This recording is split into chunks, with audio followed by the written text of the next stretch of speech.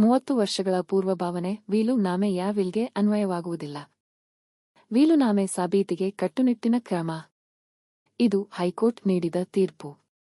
ಈ ತೀರ್ಪಿನ ಕುರಿತ ಒಂದಿಷ್ಟು ಮಾಹಿತಿ ಇಲ್ಲಿದೆ. ನಮಸ್ಕಾರ. ಇದು ನಿಮ್ಮ ಕೋರ್ಟ್ ವೆಬ್ ನ್ಯೂಸ್. 30 ವರ್ಷ ಹಳೆಯ ವಿಲ್ಗಳಿಗೆ ಭಾರತೀಯ ಸಾಕ್ಷ್ಯ ಕಾಯ್ದೆಯ ಸೆಕ್ಷನ್ 90 ಅಡಿಯಲ್ಲಿ ಮಾನ್ಯತೆಯ ಪೂರ್ವಭಾವನೆ ಅನ್ವಯವಾಗುವುದಿಲ್ಲ. ವಿಲ್ಲ ನಿರ್ವಹಣೆಯನ್ನು ಕಟ್ಟುನಿಟ್ಟಾಗಿ ಸಾಬೀತುಪಡಿಸಬೇಕು ಎಂದು ಛತ್ತೀಸ್ಗಢ ಹೈಕೋರ್ಟ್ ಸ್ಪಷ್ಟಪಡಿಸಿದೆ. ಭಾರತೀಯ ಸಾಕ್ಷ್ಯ ಕಾಯ್ದೆ 1872 ರ ಸೆಕ್ಷನ್ 90 ಅಡಿಯಲ್ಲಿ 30 ವರ್ಷಕ್ಕಿಂತ ಹಳೆಯ ದಾಖಲೆಗಳಿಗೆ ನೀಡಲಾಗುವ ಪೂರ್ವಭಾವನೆಯು ವಿಲ್ಗಳಿಗೆ ಅನ್ವಯಿಸುವುದಿಲ್ಲ.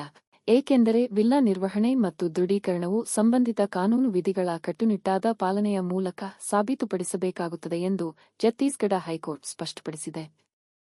ನ್ಯಾಯಮೂರ್ತಿ ಬಿಬು ದತ್ತಗುರು ಅವರು ವಿವರಿಸಿ, ವಿಲ್ ಟೆಸ್ಟೇಟರ್ನ ಮರಣದಿಂದ ಮಾತ್ರ ಜಾರಿಯಾಗುತ್ತದೆ ಮತ್ತು ಅವನು ಬದುಕಿರುವ ಅವಧಿಯಲ್ಲಿ ಅದನ್ನು ಹಿಂತೆಗೆದುಕೊಳ್ಳಬಹುದು. ಆದ್ದರಿಂದ ಅದರ ಪುರಾತನತೆಯ ಆಧಾರದ ಮೇಲೆ ಮಾತ್ರ ಅದರ ನಿಜತ್ವವನ್ನು ಊಹಿಸಲು ಸಾಧ್ಯವಿಲ್ಲ ಎಂದು ಹೇಳಿದರು. 1958 ರಲ್ಲಿ ನೋಂದಾಯಿತ ವಿಲ್ ಆಧಾರವಾಗಿ ಸ್ವಾಮ್ಯ ಘೋಷಣೆ ಮತ್ತು ನಿಷೇಧಾಜ್ಞೆಗಾಗಿ ಸಲ್ಲಿಸಲಾದ ಅಪೀಲಾಂಟ್ನ ಮೊಕದ್ದಮೆಯನ್ನು ಕಾನೂನುಬದ್ಧವಾಗಿ ಸಾಬೀತುಪಡಿಸಲಾಗಿಲ್ಲ ಎಂಬ ಕಾರಣದಿಂದ ತಿರಸ್ಕರಿಸಿದ ಆದೇಶವನ್ನು ಪ್ರಶ್ನಿಸಿ ಸಲ್ಲಿಸಿದ ಅಪೀಲನ್ನು ಹೈಕೋರ್ಟ್ ಪರಿಗಣಿಸುತ್ತಿತ್ತು. ವಿಲ್ ಅನ್ನು ಸರಿಯಾಗಿ ಸಾಬೀತುಪಡಿಸಲಾಗಿಲ್ಲ ಮತ್ತು ಅದರ ಆಧಾರದ ಮೇಲೆ ಮಾತ್ರ ಸ್ವಾಮ್ಯ ಹಕ್ಕು ಮಾಡಿಕೊಳ್ಳಲು ಸಾಧ್ಯವಿಲ್ಲ ಎಂದು ಗಮನಿಸಿದ ಏಕಸದಸ್ಯ ಪೀಠವು, ವಿಚಾರಣೆಯಲ್ಲಿರುವ ಭೂಮಿಯ ಮೇಲೆ ಹಕ್ಕು ಬೇಡುವ ಮುಖ್ಯ ಆಧಾರವೆಂದರೆ 1958 ರ ವಿಲ್ ಎಂಬ 30 ವರ್ಷ ಹಳೆಯ ದಾಖಲೆ.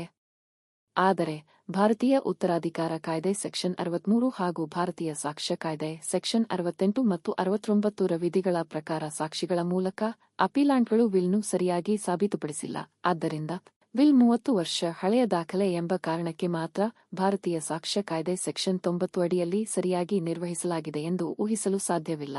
ಬದಲಾಗಿ ವಿಲ್ನು ದೃಢೀಕರಣ ಸಾಕ್ಷಿಗಳ ಮೂಲಕ ಕಾನೂನುಬದ್ಧವಾಗಿ ಸಾಬೀತುಪಡಿಸುವುದು ಕಡ್ಡಾಯವಾಗಿದೆ ಎಂದು ಹೇಳಿದರು. ಹಿನ್ನೆಲೆ: ಮೇಲ್ಮನವಿದಾರರು ತನ್ನ ಅಜ್ಜನಿಂದ 1958 ರಲ್ಲಿ ರಚಿಸಲಾದ ನೋಂದಾಯಿತ ವಿಲ್ ಆಧಾರವಾಗಿ ಆಸ್ತಿಯ ಮೇಲೆ ತನಗೆ ಹಕ್ಕು ಪ್ರಾಪ್ತವಾಗಿದೆ ಎಂದು ಹೇಳಿ ಸ್ವಾಮ್ಯ ಘೋಷಣೆ, ಸ್ವಾಧೀನ ಮತ್ತು ಶಾಶ್ವತ ನಿಷೇಧಾಜ್ಞೆಗಾಗಿ ಸಿವಿಲ್ ವ್ಯಾಜ್ಯ ದಾಖಲಿಸಿದ್ದರು. ಆದರೆ ಪ್ರತಿವಾದಿಯಾದ ಮೇಲ್ಮನವಿಗಾರನ ಮಾವನು ಆಸ್ತಿಯು ವಂಶಪಾರಂಪರ್ಯ ಆಸ್ತಿ ಹಾಗೂ ಸಂಯುಕ್ತವಾಗಿ ಹೊಂದಿರುವ ಆಸ್ತಿ ಎಂದು ಹೇಳಿ ವಿಲ್ ನಕಲಿ ಎಂದು ಆಕ್ಷೇಪಿಸಿದರು.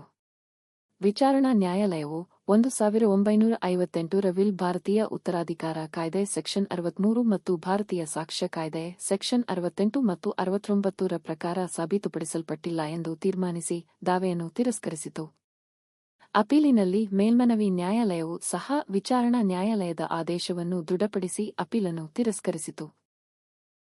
ಹೈಕೋರ್ಟ್ ಮುಂದೆ ಮೇಲ್ಮನವಿದಾರನು ವಿವಾದಿತ ಭೂಮಿಯನ್ನು 40 ವರ್ಷಕ್ಕೂ ಹೆಚ್ಚು ಕಾಲ ತನ್ನ ವಶದಲ್ಲಿಟ್ಟಿದ್ದೇನೆ ಮತ್ತು ವಿಲ್ 30 ವರ್ಷಕ್ಕಿಂತ ಹಳೆಯದು ಎಂದು ವಾದಿಸಿದರು.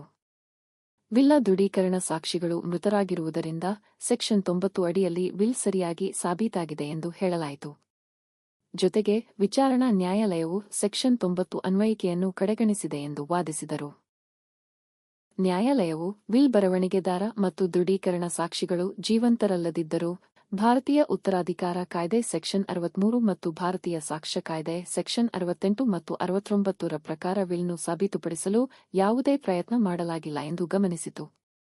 ಈ ಹಿನ್ನೆಲೆಯಲ್ಲಿ ಏಕಸದಸ್ಯ ಪೀಠವು ವಿಲ್ ಕಾನೂನುಬದ್ಧವಾಗಿ ಸಾಬೀತಾಗಿಲ್ಲ ಎಂದು ತೀರ್ಮಾನಿಸಿ ವಿಲ್ ನೋಂದಾಯಿತವಾಗಿದೆ ಎಂಬುದರಿಂದ ಮಾತ್ರ ದೃಢೀಕರಣ ಸಾಕ್ಷಿಗಳ ಮೂಲಕ ಸಾಬೀತುಪಡಿಸುವ ಕಡ್ಡಾಯ ನಿಯಮದಿಂದ ವಿನಾಯಿತಿ ದೊರಕುವುದಿಲ್ಲ ಎಂದು ಅಭಿಪ್ರಾಯಪಟ್ಟಿತು.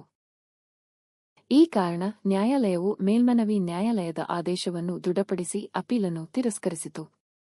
ಪ್ರಕರಣ ಶೀರ್ಷಿಕೆ: ರಾಮ್ ಪ್ಯಾರೆ ಮತ್ತೊಬ್ಬರು ವಿರುದ್ಧ ರಾಮ್ ಕಿಶನ್. ಇದು ಈ ತೀರ್ಪಿನ ಸಂಕ್ಷಿಪ್ತ ಮಾಹಿತಿ. ತೀರ್ಪಿನ ಕುರಿತ ಮತ್ತಷ್ಟು ಮಾಹಿತಿಯನ್ನು ಪಡೆಯಲು ನಮ್ಮ ವೆಬ್ಸೈಟ್ಗೆ ಭೇಟಿ ನೀಡಬಹುದು. ಈ ಮಾಹಿತಿ ಉಪಯುಕ್ತವಾಗಿದ್ದರೆ ಒಂದು ಲೈಕ್ ಕೊಡಿ. ಪ್ರಶ್ನೆ, ಸಲಹೆ, ಸೂಚನೆ ಇದ್ದರೆ ಕಮೆಂಟ್